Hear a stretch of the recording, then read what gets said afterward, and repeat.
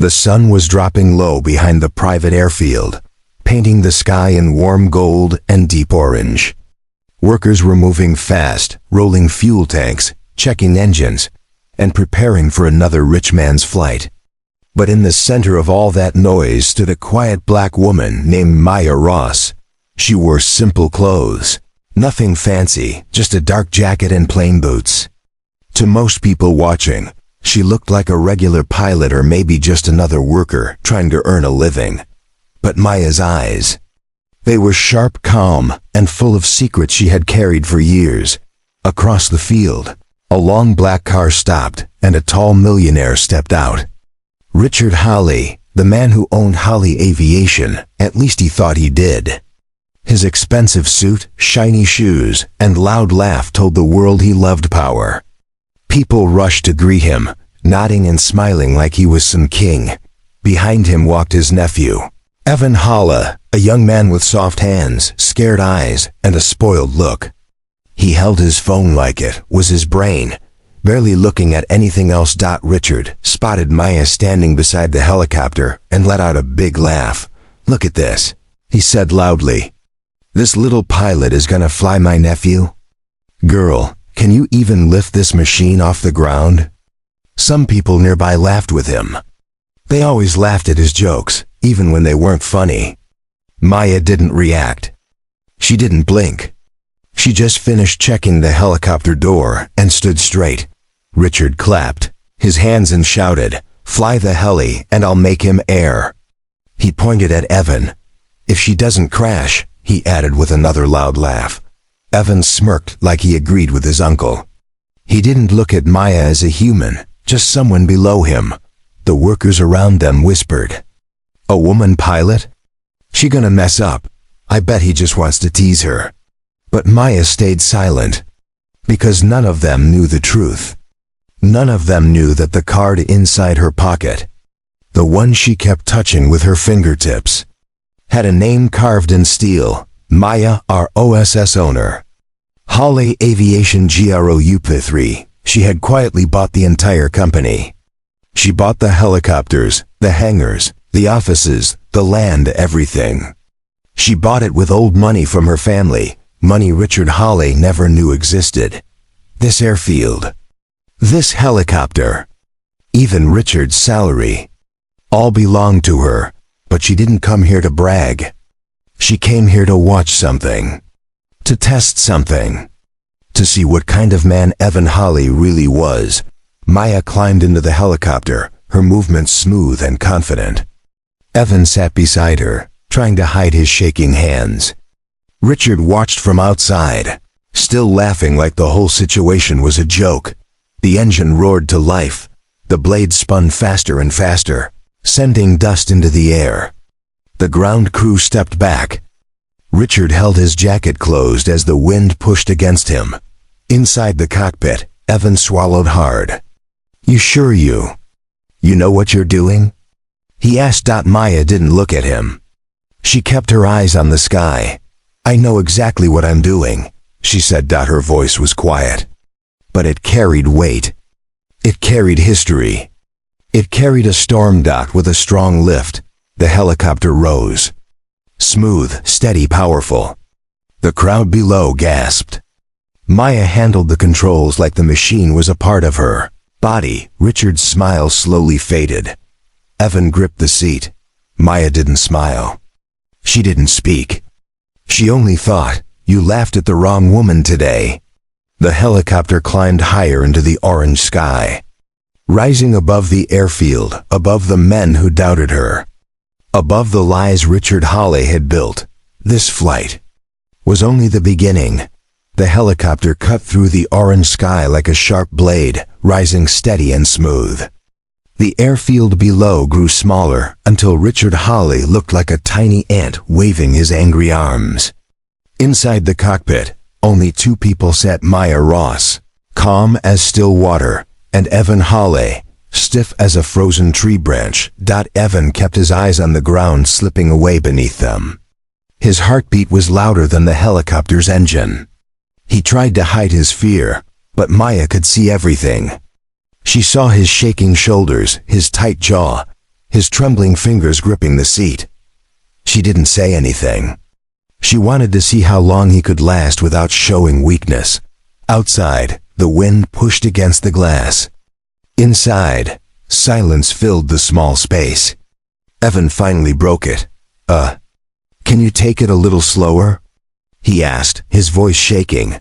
Maya didn't even look at him. "No," she said simply. Evan blinked. "No? What you mean, no?" Maya tilted the helicopter to the left smooth, but sharp enough to make Evan gasp and grab the side handle. "You are breathing too fast," she said. "Calm down." "I am calm," he shouted, clearly not calm at all. She turned the helicopter slightly again. Another small test. Another small scare. Evan shut his eyes and pressed his head back. Maya watched him quietly. She had seen fear before, real fear. Fear in people who faced storms, war zones, deep mountains. But Evan's fear was different. His fear came from never being challenged, never being taught, never standing alone. He had always lived behind his uncle's shadow. Maya wanted to see if he could stand without it. Down on the ground, Richard Hall paced back and forth like a restless bull. He shouted at workers, threw his arms around, and grabbed binoculars to track the helicopter. Every time Maya tilted the aircraft, Richard cursed loudly. But he was too far. His shouting could not reach the sky, and the sky was Maya's world. She adjusted the controls, raising the helicopter higher. The clouds looked closer now, soft like cotton floating in the air. Evan opened his eyes slowly, surprised to see how peaceful the sky looked. He took a deep breath. Maya finally spoke. "You ever been this high before?" Evan swallowed. "Not with someone trying to kill me." Maya raised an eyebrow. "If I wanted to kill you, we wouldn't be talking right now." Evan froze. He didn't know if she was joking or not, but Maya wasn't the type to joke. She kept flying, calm and steady, until the air turned cool around them. She pointed ahead. "Look." Evan hesitated, then leaned forward. Mountains stretched far into the distance. The sunlight touched the tops, making them glow.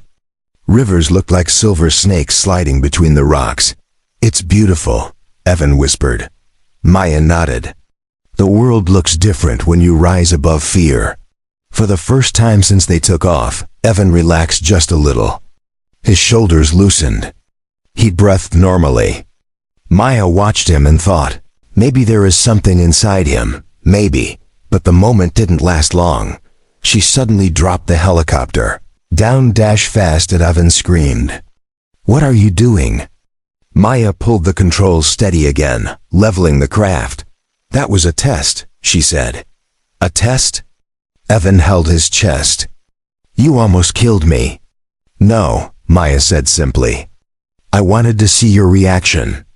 "You did better than I expected." Evan stared at her, confused. "Why are you even doing this? Why are you testing me?" "I'm just..." "Nobody." Maya turned her head slowly and looked directly into his eyes. "You are not nobody," she said. "You are the one who is going to face your uncle's truth. And you need strength for that." Evan didn't understand, but her words hit him deeply. The helicopter continued forward, cutting across the sky.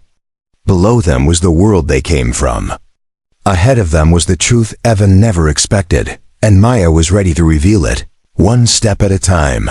The helicopter moved through the sky like a quiet bird, steady and sure. Maya kept her hands firm on the controls, her eyes scanning the horizon. Beside her, Evan Hawley sat stiff and silent, trying to regain whatever little pride he had left after the last sudden drop. But Maya could feel something else inside him, something deeper than simple fear of heights. It was the kind of fear that lived in a person for years. A fear that came from a life built on expectations he never chose. She decided it was time to press. "Evan," she said calmly, "why does your uncle want you to be the heir?" He blinked, surprised. "Because I'm the only family he has left." Maya tilted the helicopter slightly, just enough for Evan to grab the seat again. "Wrong answer," she said. Evan frowned. "What you mean wrong answer?" "That is the reason." Maya shook her head. "Your uncle doesn't care about family. He cares about control." Evan looked away, the truth stinging more than the wind hitting the windows. For years, Richard Hale treated Evan like a problem to fix, not a person to love. Everyone in the company saw it. Evan was given expensive things, but never guidance. Money, but never support. Freedom, but never respect. Maya had seen this pattern before, in powerful families where love got lost in pride. So she pushed further. "Tell me something," she said. "When was the last time you made a decision on your own?" Evan froze. His mind went blank. Decision? On his own? He couldn't think of even one. Maya noticed his silence. "That's what I thought," she said softly. They passed over a long river shining under the sun. The reflection flickered on the glass, making Evan's face look like two versions of himself, one scared, one unsure. Maya continued, voice firm but not unkind. "Your uncle wants you as heir because he thinks he can control you. Make you a puppet." Evan clenched his jaw. "I'm not a puppet." Maya raised an eyebrow. "Are you sure?" Her words didn't feel like an insult. They felt like a mirror showing the truth Evan never dared to look at. He sighed deeply. I don't know." Maya knew this was the moment to push harder, to shake his heart, before she revealed the truth about the company. So she asked the question that cut the deepest. "Are you afraid of the helicopter? Or afraid of disappointing him?" Evan looked at her sharply. "Why would I care about disappointing him? He barely even talks to me unless he's yelling." Maya didn't answer. Because his outburst was the answer. Evan leaned back, staring at the floor of the helicopter. "I just want to be seen," he whispered. "Not as some heir, not as his project. Just me." Maya watched him carefully. Behind all the fear, behind all the shaking, she finally saw a small spark, something real, something honest. And she knew now that Evan was not weak. He was just never allowed to be strong. The wind outside grew louder as they moved toward a new direction. Evan slowly turned his head toward Maya. "You talk like you know everything about us," he said. "Like you know our business." Maya kept her face straight, her voice calm. "I know more than you think." Evan narrowed his eyes. "Why? Who are you really?" Before she could answer, the radio crackled. Richard's angry voice blasted through. "Bring my nephew down now. Do you hear me, pilot? Don't play games with me." Maya smirked slightly. His screaming only showed how powerless he felt. She clicked the radio off. "No," she said. "We're not done yet." Evan stared at her, caught between fear and curiosity. What are you going to show me?" Maya looked ahead at the vast sky stretching open like a doorway. "The truth," she said. "The truth about your uncle. The truth about this company. And the truth about me." Evan felt his heartbeat stop for half a second. He didn't know it yet. But his entire world was about to break open. The helicopter slowly descended toward the far side of the airfield, the quiet zone where no workers stood and no eyes watched. It was an empty part of the property, silent except for the wind brushing across the metal roofs. Maya guided the helicopter down with smooth confidence, the landing almost too perfect. Evan sat frozen beside her, his mind racing. Why had she turned off the radio?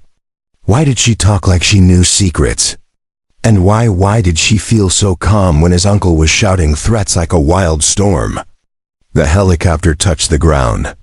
The engine hummed for a moment, then quieted. Maya unbuckled her belt and stepped out first. Evan followed slowly, his legs shaking a little as he touched the earth again. Across the field, Richard Hale was already marching their way, face red. Hair messy, suit jacket flapping behind him like a furious flag. Two security guards trailed after him, unsure if they should stop him or calm him down. Richard shouted even before he reached them. "What the hell was that, pilot? I told you to land immediately. Are you insane? You think you can ignore me?" Maya stood still, emotionless. Evan swallowed. "Uncle, she didn't. Quiet, boy." Richard snapped. "You don't talk right now." Evan flinched. Maya noticed. Her anger, calm but sharp, quietly rose. Richard stepped closer to Maya, his voice dropping into a cold insult. "You work for me. You follow my orders. Understand? I own this place, and you are just a—" Maya raised one hand. Just a small motion. But it made Richard stop mid-sentence. "You keep saying you own this place," she said softly. "But you don't." Richard blinked, confused. "What?" Maya reached into her jacket pocket. Evan watched closely. Heart-pounding. Workers across the field had slowly stopped what they were doing. They sensed something was happening, something big. Heads turned. Tools dropped. Even the security guards stepped back. Maya pulled out a metal card. Silver. Heavy. Engraved with a bold name. She held it between two fingers and showed it to Richard. Richard leaned in. "Read the name." And his entire face cracked. Maya Ross, owner, Hale Aviation Group. For a moment, the world became silent. Even the wind seemed to stop. Richard stared at the card like it was a nightmare. What is this?" he whispered. Maya's voice stayed steady. "It is proof that you don't own this company anymore." Evan's eyes widened. "Wait, what?" Maya continued, her tone calm but powerful, every word slicing straight through Richard's ego. "I bought your company 3 weeks ago. All your shares. All your rights. Every asset. Quietly, legally, completely." Richard stumbled back as if she punched him. His mouth opened, but no sound came out. Evan stepped forward, shocked. "You bought everything? Why would you?" Maya looked straight at him. "Because your uncle stole from my family." Evan froze. Richard finally found his voice. A weak, trembling voice. "That's impossible. Someone would have told me." "My lawyers. Your lawyers work for me now," Maya said. Richard's knees nearly buckled. "I kept this a secret," Maya continued, "because I needed to see who you really are. Without the power you thought you had." She stepped closer to Richard. "And today, you showed me exactly what kind of man you are." Richard shook his head, sweating. "You can't do this. I built this empire." Maya leaned in slightly. "No, you took my father's empire and put your name on top of it." Evan gasped softly. Richard tried to hide it, but guilt flashed across his eyes. Maya turned to Evan now. Her voice softened, not weak, but honest. "You deserve to know the truth. Your uncle didn't plan to make you heir. He planned to use you." Evan felt his chest tighten. He stared at Richard, waiting, hoping for a denial. Richard stayed silent. That silence broke something inside Evan. Maya stepped back, holding the ownership card at her side. "This field, this helicopter, this company, this future," she paused, "belongs to me now." The truth hit the ground like thunder, and this was only the start of what she came to do. For a long moment, nobody spoke. Not Richard, not Evan, not even the workers who had gathered at a distance, pretending to fix things so they could keep watching. Only Maya stood steady, the metal ownership card shining in her hand like a quiet piece of truth. Richard finally broke the silence. This is nonsense," he muttered, wiping sweat from his forehead. "You're lying. You have to be lying."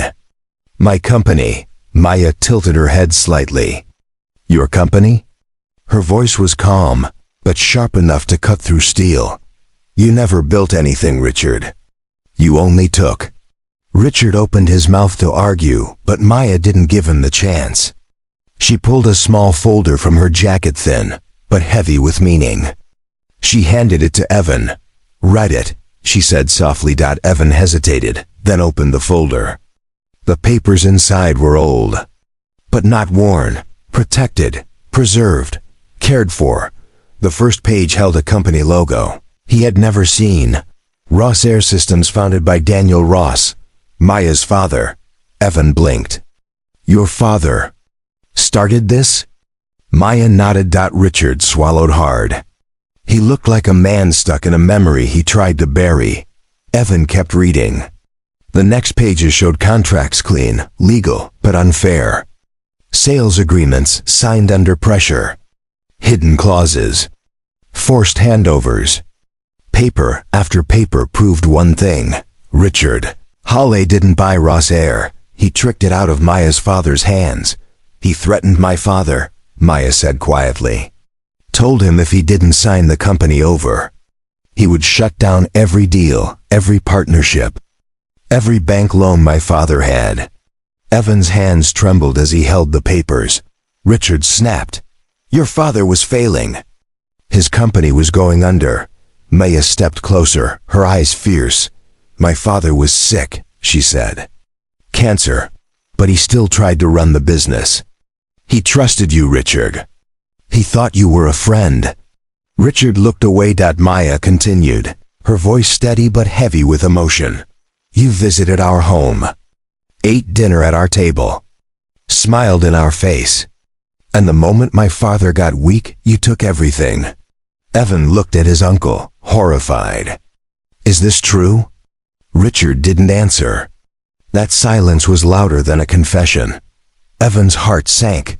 Maya turned back to the sky for a moment, as if remembering a different time. "When my father died, I made him a promise," she said. "I told him I would get back everything you stole. Not through revenge. Not through violence." Her eyes hardened, but through intelligence, through patience, through power. She walked slowly around the helicopter, her hand brushing the metal as if it belonged to her bloodline. "For 10 years, I studied aviation, business strategy. I saved every dollar. Bought old properties, turned them into profit, and quietly, very quietly started buying shares in your company." Evan's voice shook. "All this time, you were watching us?" "No," Maya said. "I was watching him." Richard took a step forward, anger shaking through him. "You think you can just walk in and take my life's work? You think people will accept this?" Maya turned and faced him fully. "It was never your life's work. It was my father's, and now it's mine." The wind pushed across the field, carrying dust and tension between them. Richard pointed at her like a desperate man. "You'll ruin everything. You don't know how to run a company of this size." Maya smiled slightly, not with arrogance, but with controlled power. "I have already been running it for 3 weeks, and we are doing better than you ever managed." Richard's lips shook. He looked smaller now, like all the weight he carried was nothing but hot air escaping. Evan closed the folder slowly. "Auntie Maya," he said softly, using the title without thinking. Maya looked at him, surprised by his tone. "Why show me all this?" he whispered. "Why let me see the truth?" Maya stepped toward him, her voice gentle. "Because you're the only innocent person in this story. And because you deserve the chance to be better than him." Evan felt something shift inside him, fear turning into courage he didn't know he had. But before he could respond, the ground trembled with the sound of approaching vehicles. 3 black SUVs rolled toward them fast. Richard's eyes widened. "Oh no," he whispered. "Not them." Maya's gaze sharpened. She knew exactly who they were and why they were coming. The black SUVs rolled across the field like shadows moving with purpose. Dust rose behind their tires, floating in the fading sunlight. Everyone on the airfield stopped what they were doing. Every mechanic, every guard, even the workers hiding behind crates. Their eyes locked on the approaching vehicles. Evan felt his throat tighten. Who are they?" he whispered. Richard didn't answer at first. His hands trembled. His eyes darted around like a trapped animal searching for an escape. Maya watched silently, her jaw hardening. The first SUV stopped only a few feet away. The doors opened in slow, controlled movements. 4 men stepped out tall, dressed in all black, sunglasses on, even though the sun was fading. Their posture screamed military, but their expressions screamed private. These were not regular bodyguards. These were men who did dirty work quietly. Richard finally spoke, voice thin. "They're my investors." Maya gave him a cold look. "Not investors, enforcers." Richard flinched. "Business requires protection." "Protection?" Maya repeated. "Or intimidation?" Evan looked between them, confused and scared. "Uncle, what did you do?" Richard didn't answer. Because the men were already walking toward them, the leader stopped in front of Maya, looking her up and down as if measuring her strength. "You're causing a disturbance," he said flatly. Maya didn't move. "I'm exposing the truth." He tilted his head slightly. Richard stepped forward quickly. "Look, gentlemen, we can." The leader raised a hand, silencing him instantly. "Mr. Hale," he said, "you told us you controlled this company." Richard swallowed. I do. I mean I did. I will." The leader's jaw tightened.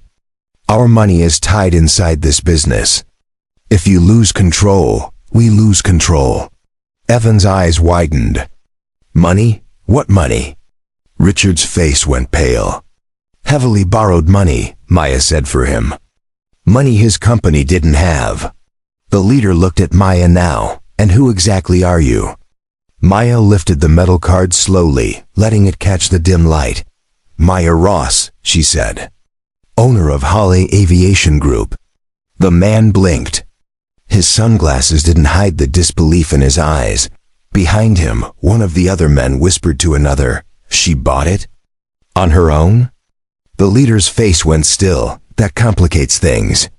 Richard panicked. No, it's temporary. She can't run this place. She ruined everything."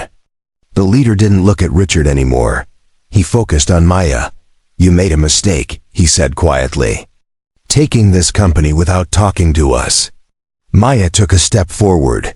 "You made a mistake thinking you owned something that wasn't yours." The air grew tight, like the sky itself was holding its breath. The leader nodded to 2 of his men. "Bring her in." Evan jumped in front of Maya without thinking. "No. You can't just take her." The leader raised an eyebrow. "And who are you?" Evan's voice shook, but he didn't back down. "I am Richard Hale's nephew. And if you hurt her, you'll have to go through me." The leader stared at him, then laughed lightly. You can't even stand straight without shaking." Maya touched Evan's shoulder, pulling him gently behind her. "He's stronger than any of you think," she said. Richard grabbed the leader's arm. "Just get rid of her. She ruined everything." The leader shoved him back roughly. "Shut up, Richard. You already messed this up enough." Richard stumbled, shocked. Maya took a breath, straightened her spine, and met the leader's stare. "You don't scare me," she said quietly. "I didn't come this far to bow to bullies." The leader nodded once, impressed but still focused. "You don't have a choice." He gestured to his men, but before they could take a step, the helicopter engine roared back to life. All eyes snapped toward it. A mechanic, one who had been quietly watching everything, was inside. Hands on the controls, he looked at Maya and shouted, "Get in." Now Maya didn't hesitate. She grabbed Evan's wrist. "Run!" Evan stumbled, then ran with her. Richard screamed. The black-clad men reached for their weapons. The field exploded into motion, and as Maya raced toward the helicopter, dragging Evan behind her, she knew the storm outside grew stronger. But inside the mansion, the real storm was finally ending. Camille stood tall in the grand hall, her black suit sharp, her eyes steady. Marcus, the millionaire who used to laugh at her, now stood across the room, looking like a man who had lost all his cards. His hands trembled. His confidence was gone. Camille did not raise her voice. She didn't need to.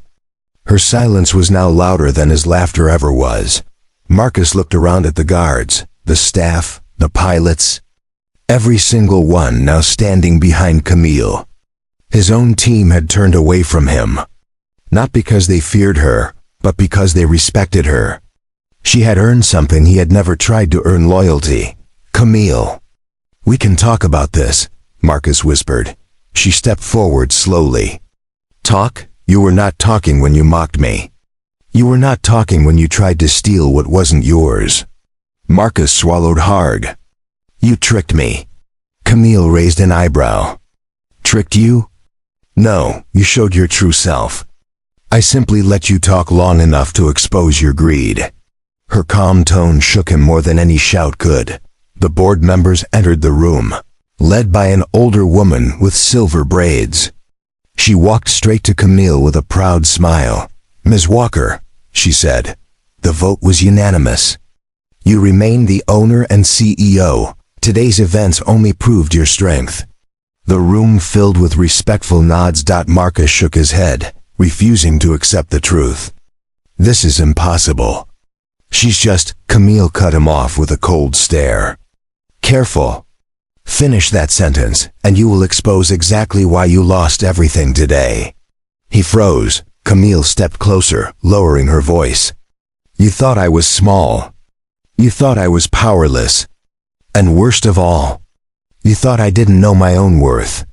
Marcus couldn't speak. His throat tightened with shame. "Escort him out," Camille said simply. The guards stepped forward. Marcus tried to resist, but the fight had left his body. His last words echoed through the hall as he was taken away. "This isn't over." Camille smiled faintly. "For you it is." When the doors closed behind him, the room exhaled. The pilots approached Camille with grateful faces. Chief Pilot Jordan spoke first. "Ma'am, thank you. You saved our jobs. Our families." Camille softened. "No, you all earned your place. I just protected what was already yours." Jordan nodded, moved by her words. Then from the back of the room, a small voice spoke. It was Noah, the orphan Marcus once offered as heir, like a toy. The boy looked nervous but hopeful. "Miss Camille, does this mean I can stay here?" The room went still. Camille knelt down so her eyes met his. "Do you want to stay?" she asked gently. Noah nodded quickly. "Yes, you're the only one who made me feel safe." Her chest tightened. She remembered herself at his age alone, invisible, underestimated. She would not let this boy grow up the way she had. "You can stay," she said with warmth. "But not because Marcus tried to claim you. You stay because you belong here." Noah smiled for the first time in days and hugged her tightly. Camille held him, a new sense of purpose rising inside her. Later that evening, Camille walked out onto the mansion balcony. The storm clouds broke, letting moonlight fall across the estate she built from nothing. Jordan stepped beside her. "What now, ma'am?" Camille looked over the city lights and breathed deeply. "Now?" she said. "Now we rise higher. I didn't come this far to stop." Jordan smiled. "And the world?" Camille smirked. "They'll learn something important. Never underestimate a black woman who knows her power." The wind picked up, brushing against her blazer. Her voice remained steady. "Not today. Not ever again." And with that, Camille Walker, pilot, owner, survivor, closed the chapter on her past and stepped boldly into the future she had earned.